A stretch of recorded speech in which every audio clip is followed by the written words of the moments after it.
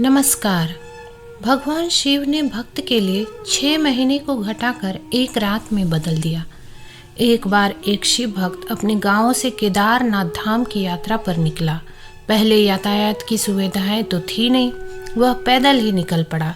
रास्ते में जो भी मिलता केदारनाथ का मार्ग पूछ लेता। मन में भगवान शिव का ध्यान करता रहता।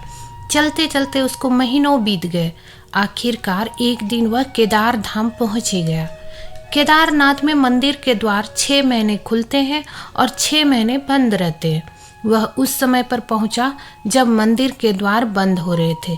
पंडित जी को उसने बताया वह बहुत दूर से महीनों की यात्रा करके आया है।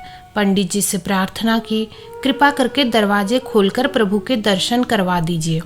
लेकिन वहाँ का तो नियम है, एक बार बंद तो बंद, नियम तो नियम होता है। वह बहुत रोया, बार बार भगवान शिव को याद किया कि प्रभु बस एक बार दर्शन करा दो। वह प्रार्थना कर रहा था सभी से, लेकिन किसी ने भी नहीं सुनी। पंडित जी बोले, अब यहाँ 6 महीने बाद आना, 6 महीने बाद यहाँ के दरवाजे खुलेंगे। यहाँ 6 महीने बर्फ और ठंड पड़ती है और सभी जन वहाँ से चले गए।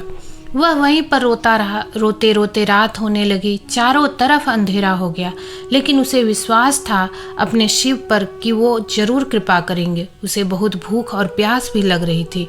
उसने किसी के आने की आहट सुनी। देखा एक सन्यासी बाबा उसकी ओर आ रहा है। वह सन्यासी बाबा उसके पास आया और पास में बैठ गया। पूछा, बेटा कहाँ से आए हो? उसने सारा हाल सुना दिया और बोला, मेरा आना यहाँ पर व्यर्थ हो गया बाबा जी। बाबा जी ने उसे समझाया और खाना भी दिया और फिर बहुत देर तक बाबा उससे बातें करते रहे। बाबा जी को उस पर दया आ गई। वह बोले, बेटा मुझे लगता है सुबह मंदिर जरूर खुलेगा, तुम दर्शन जरूर करोगे। बातों बातों में इस भक्त को न जाने कब नींद आ गई। सूर्य के मध्यम प्रकाश के साथ भक्त की आंख खुली। उसने इधर उधर बाबा को देखा, किंतु वह कहीं नहीं थे।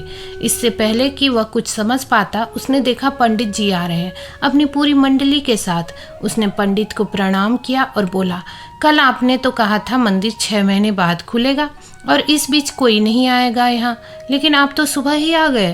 पंडित जी ने उसे गौर से देखा, पहचानने की कोशिश की और पूछा, तुम वही हो जो मंदिर का द्वार बंद होने पर आए थे, जो मुझे मिले थे 6 महीने होते ही वापस आ गए? उस आदमी ने आश्चर्य से कहा, नहीं मैं कहीं नहीं गया, कल ही तो आप मिले थे, रात में मैं यहीं सो गया था, मैं कहीं नहीं गया। पंडित जी के आश्चर्य का ठिकाना नहीं था। उन्होंने कहा, लेकिन मैं तो 6 महीने पहले मंदिर बंद करके गया था और आज 6 महीने के बाद आया हूँ। तुम 6 महीने तक यहाँ पर जिंदा कैसे रह सकते हो?